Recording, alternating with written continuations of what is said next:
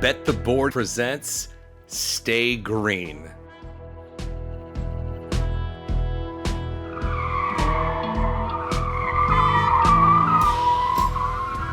Stay Green is your first stop for all the metrics, matchups, and money-making opportunities at the track each race week.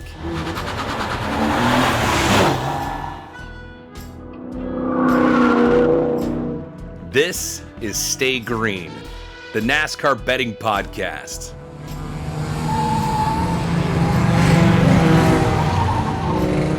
Here are your hosts, Todd Fuhrman and racing analyst Chris Werme. Welcome in to the Stay Green podcast, part of Bet the Board Podcast Network, and all in conjunction with Wondery. We put New Hampshire in the rear view. Yet again, there was weather, which was a factor. However, Martin Truex Jr. put on an absolute clinic on Monday and scored his third win of 2023. We shift our attention towards my home track in Pocono, Pennsylvania, where it's called the Tricky Triangle, and you'll hear that countless times on TV. I'm your host, Derek Yoder, joined by racing analyst, professional sports bettor, and someone that is going to pull his hair out if we have to talk about NASCAR and rain ever again, Chris Werme. Chris, how are you doing? I'm happy to be back for another week. I'm great. It's nice to not have to talk about weather. Yes. When was the last time we didn't have to even have that conversation early in the week? Because by the way, it's something that we started to do on Monday. I used to never check the weather. It used to be Wednesday or Thursday. We'd be like, there might be weather. And now it's nope, we're good. For the first time. So I'm excited to get back. I think Pocono's a great betting track. I think that there's some opportunities looking forward. So last week was good. Yeah, no, I agree. Pocono, the 2-week stretch here where you and I were able to do this, New Hampshire and Pocono, really like this stretch here for us, and really looking forward to some of the conversations we'll have here tonight. So let's do this. For those that may be new to the Stay Green podcast, the format will work similar to what maybe a typical NASCAR race will be. Stage 1, we're going to go over what we learned from the previous week and what we can apply going forward. Stage 2, we'll talk about NASCAR betting basics and some topics at hand. Stage 3 is all about the upcoming race at Pocono this weekend. So be sure to follow myself at Derek Yoder _ and Chris at Chris Werme 15 on Twitter as well. And always follow the pod at Bet the Board Pod on Twitter. So Chris, let's do this. New Hampshire, let's talk about that. We saw John Hunter Nemechek, who won back-to-back weeks in Xfinity. Martin Truex, who we talked about, we gave out a little bit of an opportunity at a 7-1 price in the Cup Series. He won for the second straight Monday when it was at Dover and now again at New Hampshire. So let's quickly talk about John Hunter's win from the Xfinity and also Truex. What did you think from both of those guys? Well, I think that if you're going to talk about John Hunter, I mean, there's speed in that race car every single week. He's tough to bet against. At a typical track where there's a lot of tire wear, I would say that a guy like Allgaier is typically a little bit better. And I do think that Allgaier was better early in that race. But as we saw in the Cup Series, and we see, I guess, more in the Cup Series, is if you make a mistake and you find yourself back in traffic, anything can happen. And Allgaier gets tied up in a slinky type restart, ends up doing a lot of damage to his race car. And at that point, it was John Hunter's race to lose. I obviously am the salty guy that had money on Allgaier. But and then when it comes to Truex, I'm really glad that we had the conversation last week. I love that 7-1 price. It's a track where he's run really well, but never had a chance to win. If you look at last year, he was fantastic last year. Where it was when we kind of look at where the price went throughout the weekend, opened at 8-1, opened at 7, went up to 8-1, and then went back down to 7, and pretty much was 5.5, 6 before practice and qualifying, unloads like a rocket, and then goes down to 3.5 or 4-1. My concern was he had a similar type car in practice last year, and when he got back in traffic, he wasn't able to work his way back up through the field as easily. This year, completely different story. He did not make one mistake. The pit crew did not make one mistake. James Small, I thought, called a perfect race, and he was able to maintain his track position. And the crazy thing is, I don't know about you, but when I was watching the race, I thought the whole race up until the last 20% that there was no chance Truex could lose. But then there were a couple late restarts where Joey Logano started to come in on him. And I'm like, oh my gosh, is this going to be a replay of last year? But fortunately, just once you kind of pit and take that last set of tires, it's like, okay, we're not pitting again. Go out there and just, take the lead on restarts, and it'll be really tough to pass without clean air. So a big win for Truex. I'm glad we were able to give out, kind of give out that 7-1. It wasn't our official best bet, but I definitely kind of hinted towards that. Yeah, when you talk about the restarts, it was definitely interesting. And like you said, I mean, he was on some older tires. There was some strategy because cautions were coming out, guys were pitting, and probably Joey Logano. If you ask anybody in the Cup Series garage, probably Logano is one of the last people that they want starting inside. And it was an interesting strategy. I think the first time when they did the restart and you saw the jump that Truex got, and then Logano makes the shift, the next restart, I'm going to start behind him in third, give up that second position. That to me was like, oh, this is MTJ's to lose. Like this is, they know that this guy is going to absolutely be a rocket on this top line. Is there anything that we can take into the upcoming weeks, maybe from a restart, or pit stops? Like, is there any analysis from those elements of the race? Because it was a pretty green race all the way through, except for some of the competition cautions and the stage breaks. Martin Truex, he led 254 laps. So is there anything we can take from restarts or pit stops that we can apply going forward at all? Well, kind of. It maybe from pit stops, but I wouldn't say from a racing perspective. This race was almost a carbon copy of last year. If you look at the guys that were good last year, they were also good here this year. Chris Bell, however, unfortunately made mistakes. I thought he was a second best car all day, even back in traffic. He was able to make passes. So I would still rank them like last year. I still think that Truex kind of had the best car last year. It did not work as well in traffic. So if you don't want to call that maybe not the best car, I would agree. But Chris Bell was second best. And then Kevin Harvick in the long run, I thought was really good. And those are the same three guys from last year. So, I think it maybe helps us handicap this particular race next year. But I know that there's a lot of people that make the comparison of this track with either Richmond or Phoenix. And we didn't see that transfer at all last year. I know Kevin Harvick did win at Richmond and actually had a Chris Bell charging. So maybe we can look at it. I'm going to change my mind. I don't think we can use it for Phoenix, but there were some similarities we can draw from Richmond in the next couple of weeks. So maybe we can kind of look back at this and just kind of use it as a barometer. Hey, who was good at those two tracks last year, and maybe draw some comparisons. But ultimately, Truex ran a great race, super fast all day, stayed out front, made the right decisions. And in the Cup Series, you have to do that. If you make one or two mistakes, you find yourself back in traffic. You spend so much time making passes. You use up a lot of your tires, and it's really hard to get back to the front. Before we get to any of the notable plays, maybe you were on Saturday or Sunday, you kind of teased one or two there. I do have a question for you because I was kind of fighting with this myself on my show. William Byron, we talk about, did you get it right? Did you get it wrong? Those kind of elements. I had a William Byron top 10 price that I laid, and obviously that didn't hit. Was I right in betting Byron, or was I wrong on Sunday after the result? You know what? I think based on what we said, because we had the discussion in the pre-race poll, I think we were wrong, but not by much. I think if you hadn't laid, I think if you look at it through, if it was just an even money, then I don't think you were wrong. But obviously, you have to look at the lens of the price. I don't remember the price that you laid. Minus 150. Minus 150. Yeah, it was hefty. You know what? I think that because if you go back and you listen to his comments before the race, he said, hey, we finally got the power steering fixed. And I would think that power steering is worth a 10th or 2 a lap. And if you go ahead and take a 10th or 2 off of every lap he had in practice, well, he's a top 5 race car, in which case I don't mind them laying the minus 150.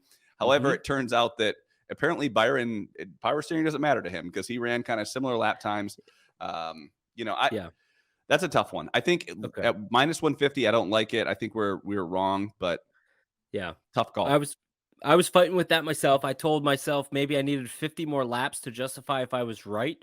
When he got back in traffic, and I think this is something we can apply going forward as well. You touched on Richmond a little bit, but it was so interesting. The second best car you could make an argument for at the time was William Byron. Chris Bell obviously had some pit issues, but was able to fight his way through the field. So we can maybe look at, hey, when a car really does get back behind traffic, it's just so hard through the field. Yeah. Exactly, especially with this package. It's very hard and a little bit more of a tire wear. How about for you, any notable plays Saturday or Sunday that we haven't talked about yet that you Well, were maybe on? I think it's important to talk about kind of where the future prices or the odds to win the race were for the favorites. If you looked at, I mean, Chris Bell and Martin Truex Jr., I would say if you looked at practice, it was really hard to say who was going to be better between the two of them. So, I kind of took it as I played them both for the same amount. I had a little bit of Truex earlier in the week, and then I was able to kind of go a little bit bigger on both of them, not knowing who was going to be better. Because remember, you had the A group and the B group. So you had Truex going out there, a little bit cooler track, running a little bit faster laps in the short run, and then falling off a little bit more. You had Chris Bell, didn't have the takeoff speed, but because he didn't have the takeoff speed, he was able to hang out a little longer. Now, I think that if you go back and watch the race, you're going to say, well, Truex was way better than Chris Bell, and I completely understand. But we never saw Truex get back in traffic. He was able to regain the lead really quickly after these restarts. So, the other thing too is these cars that are out front, they're adjusting their cars for staying out front. And I think that's where Truex was hurt last year, is he was adjusting his car to clean air. All of a sudden, he finds himself back in traffic. The adjustments did not have the same effect on the car, and therefore he wasn't able to get back up to the front. So sometimes when there's two guys at really, really low odds, it's really hard to, I mean, they both went off at plus 450, and I thought those were good prices. That's where I got those at FanDuel. But a couple other places, I mean, plus 350 and 4-1. It's either bet them both or don't bet them at all. And they aren't going to be big winners. I would never have a 4.5 to 1 be a big winner unless it was, well, at least not at Loudon. I think that there's some other tracks where I would probably get invested at a 4.5 to 1, but they were just kind of break even guys. And I took a shot with Harvick and a little bit with Hamlin. Just I thought that if it was going to be hot and slick, that those guys would kind of come to the front. And man, did Hamlin, he was a rocket the first half of the race. And I'm like, oh my gosh, well, let's think about this. You got the fastest car is Truex, the second fastest car is Bell, and you got Hamlin up 9 spots in the first 30 laps. What am I missing here? It's time to get on Hamlin Live. And was able to get some on Hamlin. And then it's just all of a sudden he got to the top 5, and it was like he just threw on the brakes and was never an issue the rest of the day. Yeah, it's like a parachute came out from under him and he just stalled out. It was a 5th, 7th place car, ultimately finished 7th. One thing that we talked about last week that you gave out on the show, Chris Buescher finished 15th over Ryan Preece, who finished 28th. Buescher pretty much was winning this matchup all race long. Preece was hanging around towards the end, but a really good handicapping opportunity, and a lot of people that I saw in various circles were able to get on that as well. So good play there. We were able to beat the market too, and like I said, whenever we're making these bets early in the week, it's important to beat the market. And to give that out, I think we gave it out at minus 125. After practice and qualifying, it was minus 165. I think it came back to minus 150. Correct. But ultimately, whenever you're beating the market like that, you can decide if you want to keep the play or not, because then you're able to bet back the other way, maybe just lose some juice. So as long as you're beating the market and you're not getting crushed on that market movement, you're able to get out of it. And that's always important, especially when you're making bets before practice and qualifying. And remember, some of the exercises that you and I do, obviously the pre-race poll, and then you have the pre-race poll, and doing this show here the last 2 weeks. One thing that I was wrong about was Almirola and Blaney, and I talked about it on this show and various other ones where I said about Almirola, I just didn't have any faith in Almirola because of SHR and just their lackluster performance this year. But Ryan Blaney, when you and I were talking about, hey, Blaney going to be racing on Monday, hotter temperatures, that just doesn't fit his skill set, especially with more tire wear. Blaney and Almirola, I was wrong about. I ended up winning a bet, Logano over Blaney, but that was more. I was wrong about that all day until Blaney had his issues. So, what did you think about those two guys? Because it was tough breaks for both. So here's the thing. I think it's safe to say that this Almirola character at Loudon is just going to be good. Whether he looks fast at other tracks, I think that's it. I think he's going to. He's just good there. It's very similar to Eric Jones at Darlington. I thought he was going to be trash this year earlier, and Eric Jones was able to make passes. So there's just certain tracks where it's like when they go there, they just have it figured out. And I don't care if they've looked good early in the year or they haven't shown speed as of late. Eric Almirola, when you come to Loudon, New Hampshire, is going to qualify well, and he's going to run the top 5. Blaney, Here's where I think we missed it on Blaney. And this is the discussions that we had kind of before the race. We thought that there was going to be more tire fall off. We still only saw, 20 laps or so in practice. And we were told going into the week that we were going to see more fall off. And, but you're not going to see that much fall off usually in 20 laps, especially when it's just a slight change to the compound. But we thought maybe after 40 or 50 laps that we were going to see more fall off, and we just didn't. And when we didn't see fall off the first 30 laps, it was hard to tell. But once you got into these green flag runs and you were not seeing fall off, you knew Blaney was going to stay up front. And you do need to see more fall off for Blaney to start to struggle. And the hot, slick temperatures apparently didn't give him the issues that we thought. So, we made a little bit of a prediction on the tire wear and it just didn't go anywhere. Yeah, you even tweeted out mid-race. You're like, okay, here's where we're really going to see that tire fall off. And when you tweeted that, we didn't. I was smiling ear to ear. I was like, oh, yeah, here it comes. This is what we were waiting for. And like you said, it never happened. Nothing. So we were lied to by Goodyear with the more tire fall off in these temperatures. But we'll let that go for another time. Was there anything else we didn't touch on last week's race that we could maybe apply, or anything that maybe we didn't touch on quite yet? No, I think that's kind of, we can just tie a bow on stage one there. Perfect. Okay, then let's do this. Let's move to stage two, because I'm really excited about this conversations we're going to have here. And it's going to be stock up, stock down. So stock up right now, Martin Truex Jr., William Byron, Kyle Larson, and Kyle Busch. Is there anyone better than these four collectively right now in the sport? I would say no. And I think we're also, if you want to take this and look towards, I guess when we're having this discussion, I'm looking towards the championship, right? This is who right now would you have your money on? We're not looking at it necessarily through an odds perspective. This is just kind of hey, where are these guys at? So I am going to have to give you my full disclosure on futures before I start to tell everyone. So that way, I might have to read between the lines here, because I'm only human. But I did have Truex before the season, very small, but at a good price. Kyle Busch is obviously my biggest bet. And then I made a Kyle Larson bet kind of mid-season. I certainly thought Larson was going to be better at this point, but I think that those four guys are the favorites, kind of moving to be the final four. And I know that there's going to be some Denny Hamlin fans here that come after me, but you know what? Denny Hamlin's making too many damn mistakes, and you can't do that in this sport. You cannot go from the back to the front as easily as you used to. And I think it's going to be really important to not make mistakes. So that's why I don't have Denny in my top four there. Well, that makes sense. And we still have about 6 races or so to go before the playoffs begin. And typically it's when these guys really start to heat up. But let's talk about each individual driver first. Just give a couple quick tidbits about them and maybe why stock up or stock down. Martin Truex Jr., we talked about it already. 3 wins on the season, 4 top 3 finishes in his last 7 races. And he said after the race on Sunday, he said, feels like a championship type season. I know you're happy about that as you're holding your paper championship tickets as we speak. So talk about a little bit about Martin Truex Jr. Obviously, there's a lot to like about him, especially over these last 7 races. So I'm high on Truex, obviously, but I still think he's overvalued at this kind of 5.5 or 6 to 1 to win the championship. And here's why. Truex was really good at a lot of these tracks last year outside of the road courses. I think that the road courses, obviously that's a big difference this year, is the Toyotas that figured it out on road courses. But Martin Truex could have had 3 or 4 wins last year very easily. If you look back at Homestead, he was good at Gateway. He led a lot of laps out there. He was really good on 1.5 miles. So he had a lot of speed, but they were making those mistakes, the same mistakes that Denny Hamlin made. Now, he didn't even make the playoffs last year. So obviously his mistakes were really bad. But if you look at kind of him this year, speed at some of the tracks that some of the tracks he's shown speed on don't really translate very well to playoff races. And so even though I know he has a ton of speed, I don't see that kind of translating to the playoffs. Is he going to be good? Absolutely. But I don't think he's like 5 to 1 to win the championship good at this point in the season.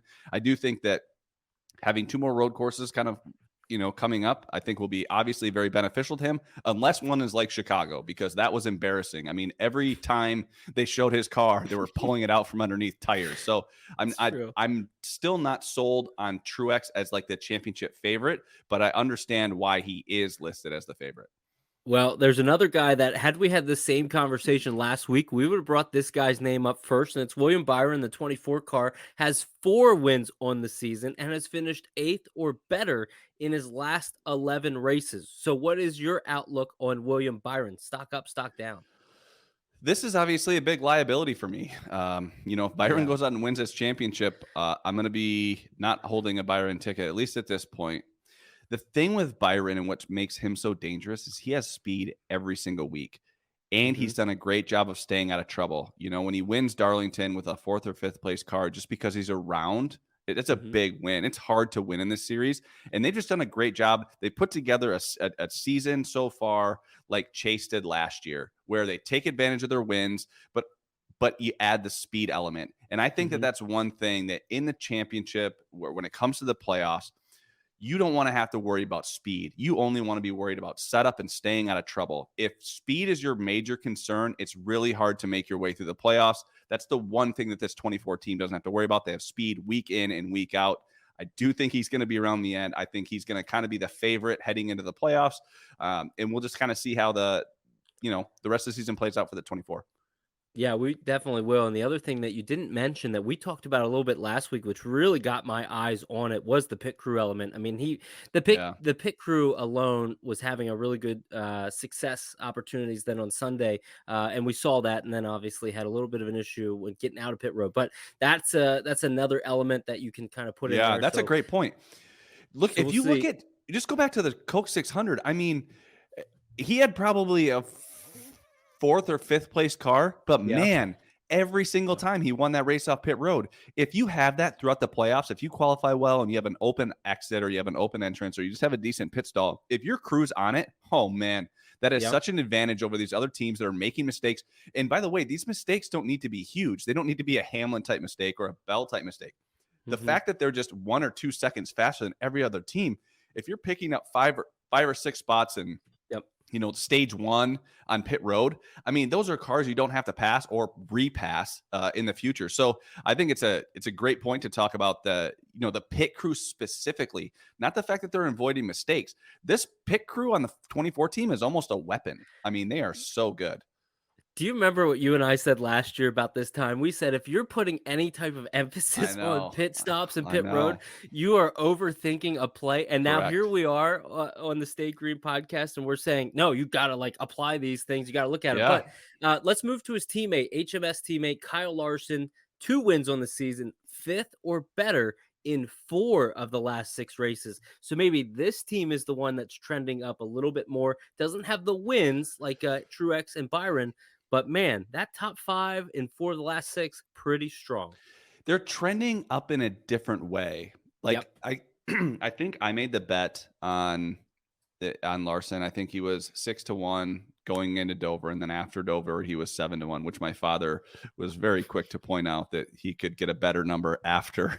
But I thought that he was going to go on a little bit of a run there, because you go to Kansas, Darlington, Gateway, Charlotte, Sonoma. I mean, those are all really good tracks for him, and he stumbled. And I mean, obviously, a couple issues there at Darlington and Kansas, not being able to win, and also Dover.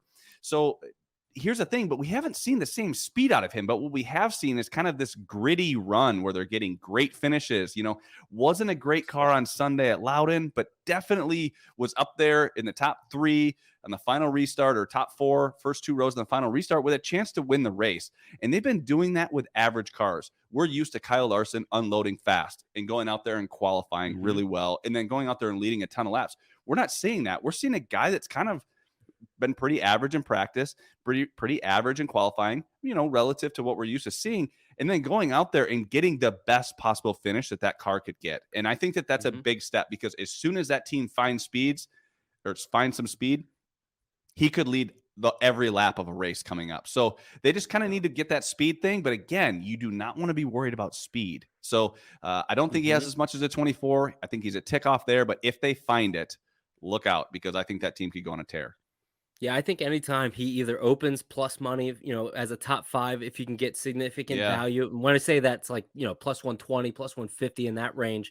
But even if he doesn't qualify well, maybe 15th or so, and the books reopen his price around that number, I think that's a good bet because we've seen that team really, like you said, gritty. Like Yeah, Cliff they're just Daniels kind of really, it's that was a weird to good, say that yeah, it's weird to say they have to grind. We're not used to like yeah. Kyle Larson grinding out finishes, but they're a tick off right now, and Hmm. they're able to do a lot with not very much right now. So if they can all of a sudden maybe get that car figured out, find a little bit more speed, Hmm. look out, they could be good. Yeah. Yeah, I think you're right. And I was just trying to think of some of the tracks coming up, and we'll get to some of the tracks here in a little bit, but kind of plays into that 5 teams' hands. If they're trying anything right now and they're still getting good finishes, watch Yeah. out for them in the playoffs. So let's talk about the last guy that we were talking there, the 4, Martin Truex, William Byron, Kyle Larson, and the other guy, Kyle Busch. So Kyle finished last. We won't have to worry about that with New Hampshire. Just a bad day all around. The trifecta, as I called it, where he got into the wall in practice, qualifying, and wrecked in the race. Yep. So Kyle Busch has 3 wins on the year, 9th or better in 6 of the last 7 races. The floor is yours when it comes to Kyle Busch. Well, he's grinding as well. I mean, he's getting these solid finishes, but he's kind of the opposite of Byron. Okay. They do not have the speed week in and week out. I know that they went to Gateway and they unloaded fast, they put it on the pole, led a bunch of laps and won the race. But outside of Can't pass. that, Mhm. it's been hard for him. And, this last weekend, I mean, that's a terrible week. That's what got to be one of Kyle Busch's worst weekends ever to run 4 laps in practice. I mean, he ran 1 lap, pitted, another lap, pitted, another lap, hit the wall, and then goes out in qualifying, hits the wall, starts in the rear, and then only runs like 60 laps of the race. It has to be one of the worst weekends he's ever had, but he's getting good finishes and he's kind of staying positive, which is weird. Mhm. He's getting a lot out of his cars, kind of like your golf swing. And you know what? Yes. He shouldn't be there. He shouldn't be there. A lot of the times he takes like a 12th place car and he gets the 8th place finish, or he takes the 10th place car and he gets a 5th place Mhm. finish. That goes a long way. And now we're coming into some of Kyle's best tracks. So I do Yep. think that in this week, I think is his best track. As of late, I think that this is one track where he here at Pocono, he has really kind of set himself. I guess him and his teammate or his former teammate Denny Hamlin. So it'll be Mhm. interesting to see if he unloads with speed. New team this week. So or new team this year for this This year. track. So we'll Yeah. see what No, happens.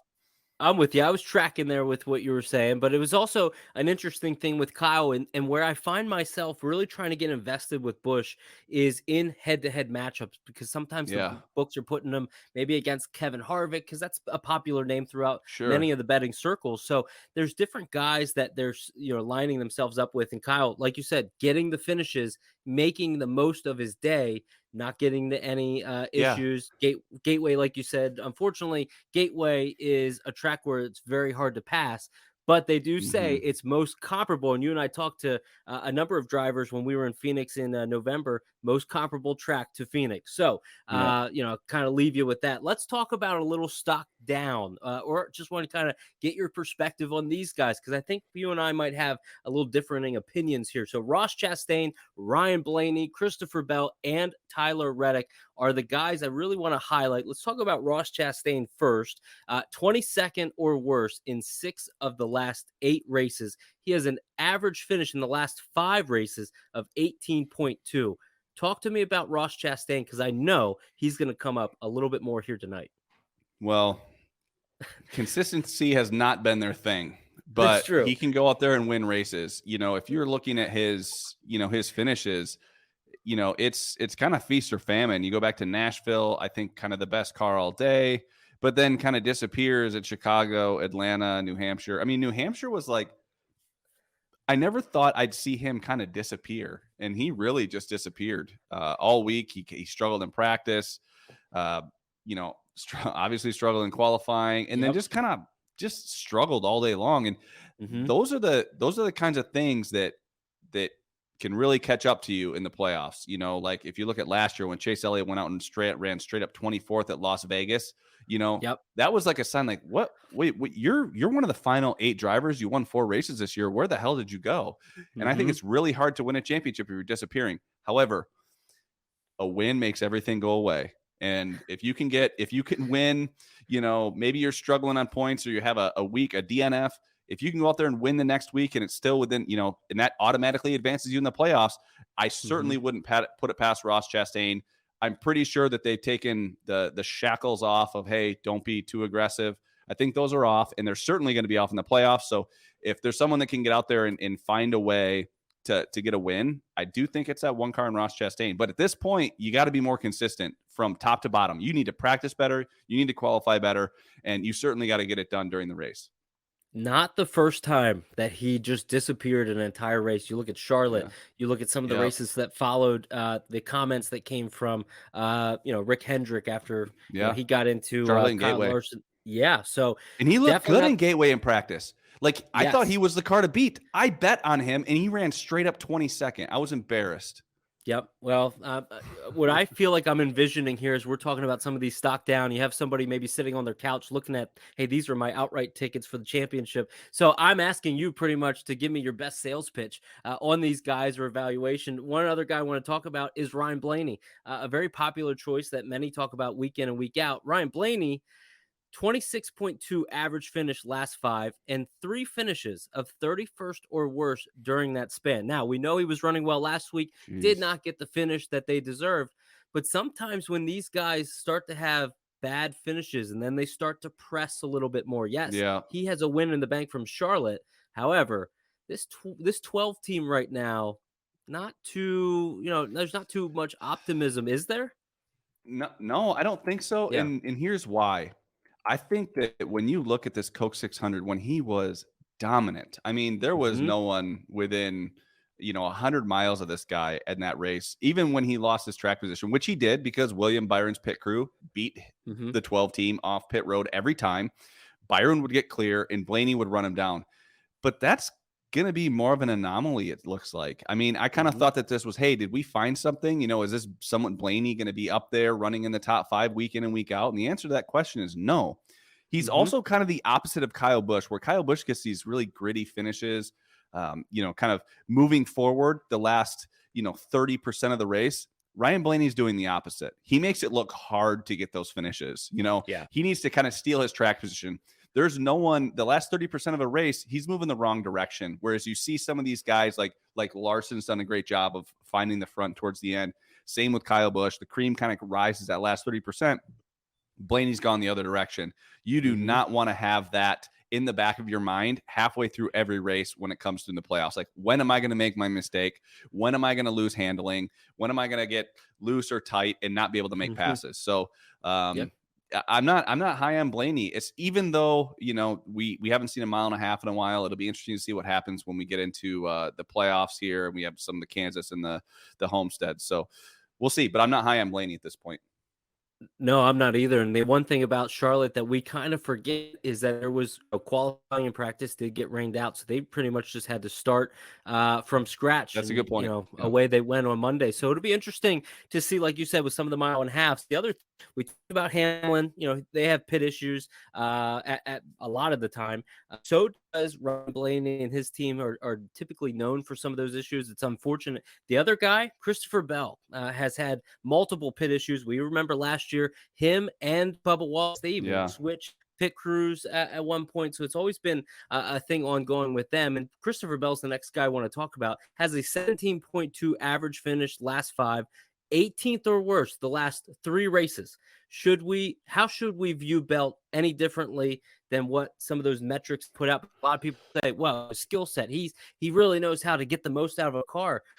Is the skill set versus the metrics, are we skewed there with, kind of how we're seeing things?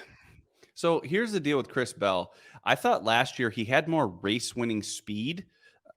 Like he was the best car multiple times, whereas this year we just haven't seen that out of him. The other thing we've seen is just the mistakes. Some of the mistakes that we've seen from that 11 team, we're now starting to see on the 20 team. And you know what? You can do it once in a race, but you can't do it 2, 3, 4 times in a race. I think that's just too difficult to overcome. And,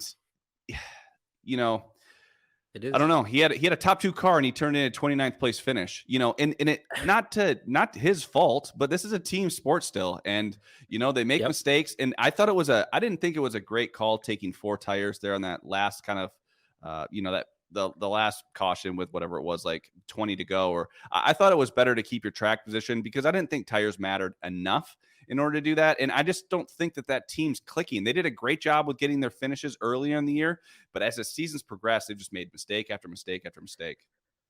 I always enjoy when you call out some of those things of, hey, I don't think that was the right call, Monday morning quarterback style. I really hope that some team out there is listening to the podcast and they're like, you know what? Chris talks a big game when it comes to strategy, especially pit strategy. We're going to have him up on the pit box and put him in the war room and just be like, you know what, Chris, you run the show. Tell us what you want to do. We take a wedge out. We put a wedge in. Do you even know what wedge is besides a wedgie? Nope. So let's talk about the last guy, Tyler Reddick. Won top 5 in the last 7 races, 24.8 average finish last 5, 27th or worse in of the last 6. This is Tyler Reddick we're talking about. The Toyota's running really well. What is happening to Tyler Reddick? And is this week maybe a bounce back week?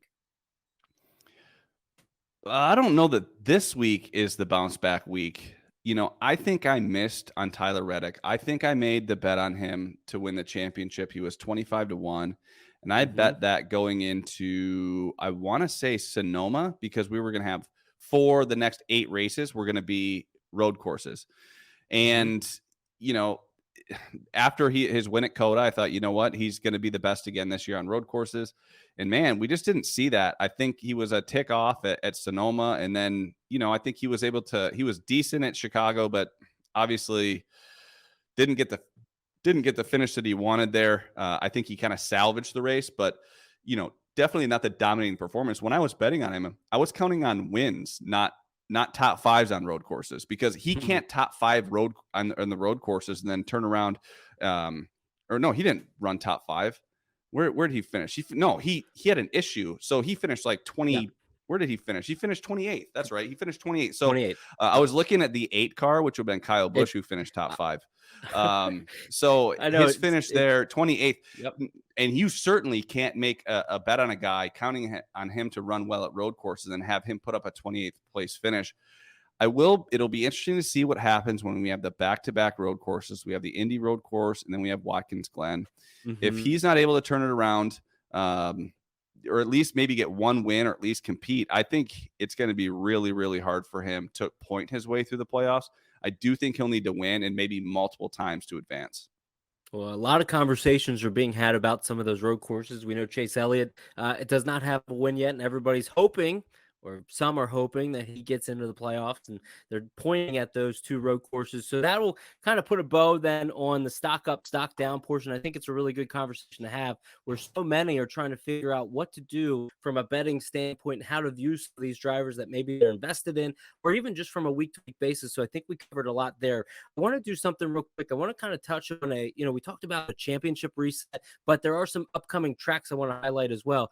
From a championship reset base, because we talked about this on guys we talked above, or anybody that we didn't. Was there somebody that maybe we didn't cover that we should have? Yeah, okay. So then let's look at some tracks. That was easy. Let's look at some of the tracks coming up. We have Pocono, Richmond, Michigan, Indy Road Course, Watkins Glen, and Daytona. You can throw out Daytona. I already realized that. What are your outlook here on some of these tracks coming up? Maybe what are some teams that we should be really looking at as a highlight for, hey, there's some skill sets here in play for these teams specifically? I think it favors the guys those top 4, the 5, the 19, the 24, and the 8. They've run well on road courses. Pocono is Kyle Busch's best track, arguably. Yep. Larson won at Richmond earlier in the year. Byron will be fast at Michigan. That's going to be a horsepower track. If you look at some of the other smooth tracks, that's a lot of on throttle time. You want to make sure that you have fast race cars. So I think it kind of benefits them. Okay. I don't know that we can apply much of these tracks, though, to the playoff tracks. I think that Michigan will be important to the ovals moving forward, just because we haven't seen, a true mile and a half in a while. So I think just whoever unloads at Michigan shows some speed there. I think that's going to be really important, and then I don't put as much emphasis on the road courses transferring over to the Roval. Just the Roval's kind of an animal all of its own. So I don't, it's not like if someone goes out there and just wins the Indy road course, like all of a sudden that they're going to be sitting in the driver's seat, because you kind of have that race in the, with the final 12 to kind of move to the next round of 8. I just think consistency is going to be the key. Like, who is able to take a 15th place car and get a better finish. I think there was Denny Hamlin in his podcast, Actions Detrimental, where he was saying if you can get a finish better than your average running position, you're doing a great job as a driver. And it'll be the guys that do that consistently week in and week out. I think that's more important than a driver specifically, lining up for one track or having a set of tracks that's set up for a driver. I think consistency is what's important. Yeah, no, I think consistency is everything, like you said, and who's going to be that momentum factor. I think is going to really be something that is something that we play going forward. So let's do this, and let's look at some of the Pocono elements, right? The things that are coming up here, with the highpoint.com 400. So stage 1, we'll have 30 laps. Stage 2, 65 laps, and stage 3, 65 laps as well. Just a quick question for you as we look at the odds board. Denny Hamlin and Martin Truex open as co-favorites. What are your thoughts there? Well, I think that, Denny's obviously great here. He's a 6-time winner, and I think he's a real threat to win this week, but it's such a risk with the mistakes. I don't know how you go take someone that's a 5-1 guy and say that, yeah, I can go ahead and I can deal with 3 or 4 pit road mistakes. Like, it's so hard, especially when strategy is going to be a big part of the race. If you're pitting under green flag conditions, and all of a sudden you have a 17-second stop, you're cooked. So especially if it's the last part of the race. So I think that because strategy plays such a big part of this race, that you can't win if you're not on the perfect strategy unless your car is awesome. So if you're going to be making mistakes, it's going to hurt you way more than it hurts, on other tracks where you can kind of drive your way to the front. So do I think Denny can win? Absolutely. But at 5-1, I'd rather wait and see. Yeah, that makes a lot of sense. We talked about him as well. What about Kyle Busch? One guy you said definitely has an opportunity this weekend. What is that, and what's your outlook on him? Okay, so I think that this is Kyle Busch's arguably their best track. And just like I had commented with about Denny Hamlin, that there's usually one or two cars that can win under any strategy. And last year, that was Kyle Busch. He was able to drive through the field multiple ways, like whether it was strategy or, at the time, they didn't even have to take risks. They were able to be super conservative with their strategy. Like, go ahead, take 4 tires, make sure that you're not pushing the limits of fuel because your car was so damn fast. So the thing with Kyle is this is a new car this year for him. This is a new team, and it's going to be interesting to see if Randall Brunette is going to be able to put together the same kind of car that he had last year. If it's the case, then this is going to be Kyle Busch is going to lead a lot of laps. I think he'll qualify well. I plan on him running well. If they have the same car, we're going to know on Saturday when they unload for practice. Otherwise, it's still someone I'm not going to bet on at this point in the week just because there's the unknown. It's a new car. Tyler Reddick didn't run great there last year, so we'll have to see. Kyle's done a great job of being good where Tyler was good, but he struggled where Tyler wasn't that good. So we'll see what happens with Kyle. At this point, not interested in that price. Well, let's move to another Kyle Larson, again, opening around here 7-1. What do you think about Kyle Larson this week? Well,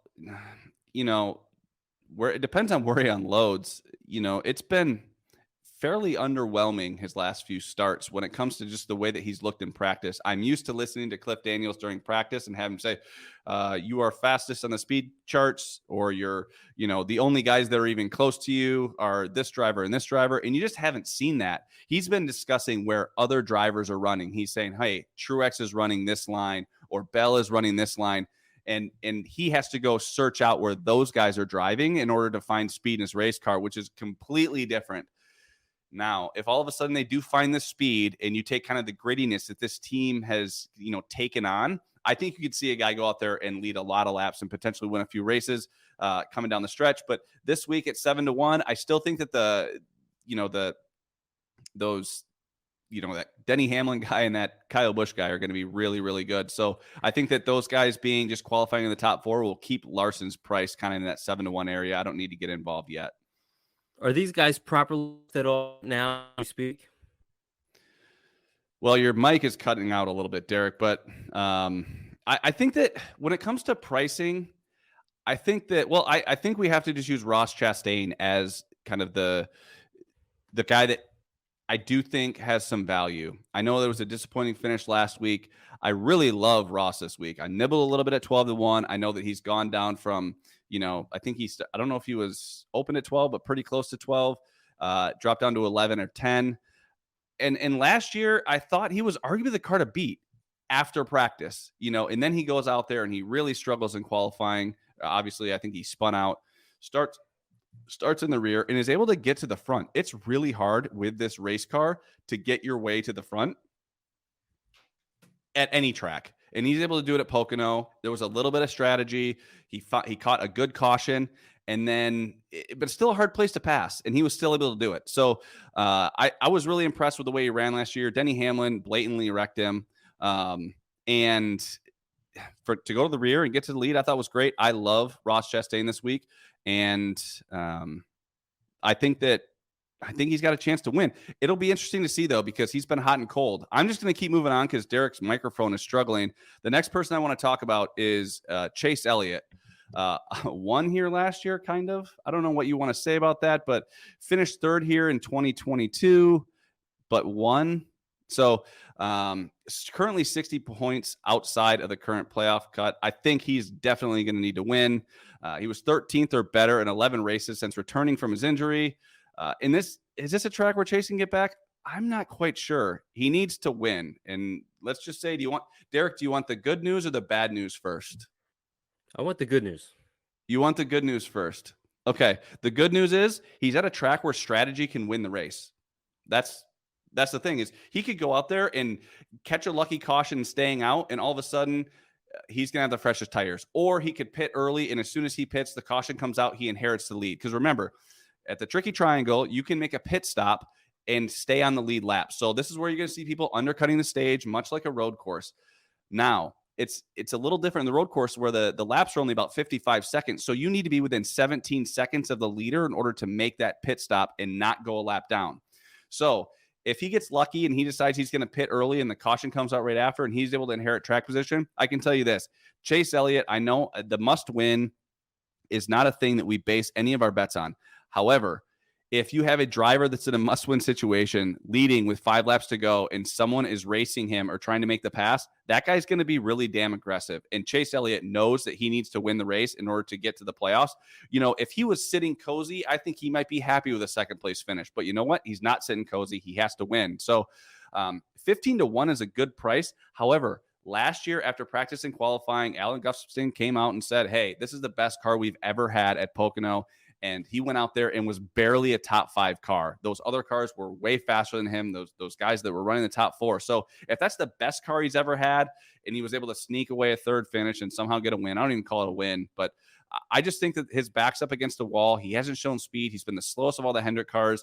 I know it's a 15-1 price, and I could be talked into that, but at this point, I don't think it's worth going anywhere. Alex Bowman, 35-1.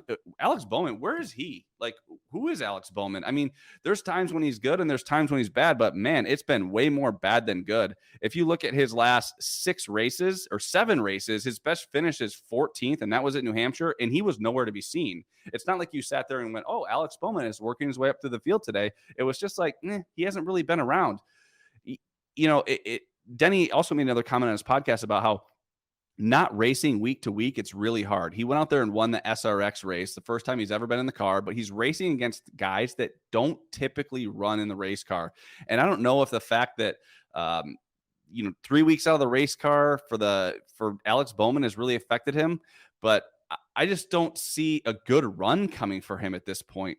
If it does come, let's just say we see him at 35-1 and he unloads fast, maybe he qualifies well. He's not going to go off at 8-1. And I'm very comfortable with Alex Bowman as a driver. And if we get him at 15-1 and we know that he has a good car, I'm okay getting involved at that price. Now, let's move on to, I think, kind of the best value guy of the night. And I think it's going to tie into our best bet here. Daniel Suarez is 40-1. I think he's been bet down most places between that 25 and 30-1.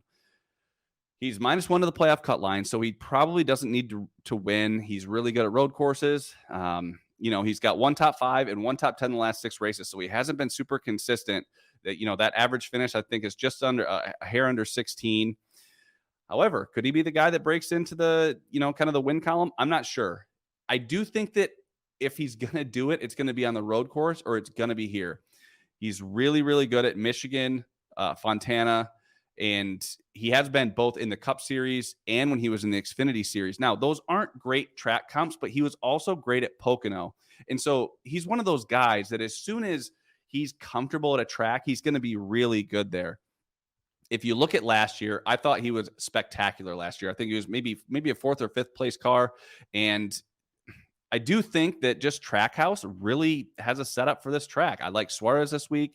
I like Ross Chastain this week. So I don't know that he can get the win, but I do certainly think that there's a bet out there. And my best bet of the week is going to be coming from Caesars and Will Hill again. I am going to take Daniel Suarez, top 10, plus 140. I think that's a great price. I think it's moved down most other places. I think he's at Bovada. He's like 10 to 1 or 10 to 1. Yeah, he's 10 to 1 to finish top 10. No, he's even money to finish in the top 10.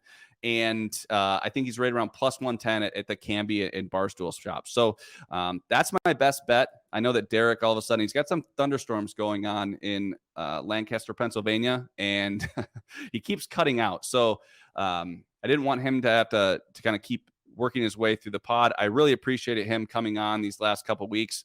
But I'm excited for this track. I'm excited that the rain's going to stay away. As big as this track is, it's really, really hard when rain's in the area because it could be raining in one turn and you're almost a mile away on the other turn. So as long as rain's not around, I'll take some nice sunny days. I'll take my practice and qualifying.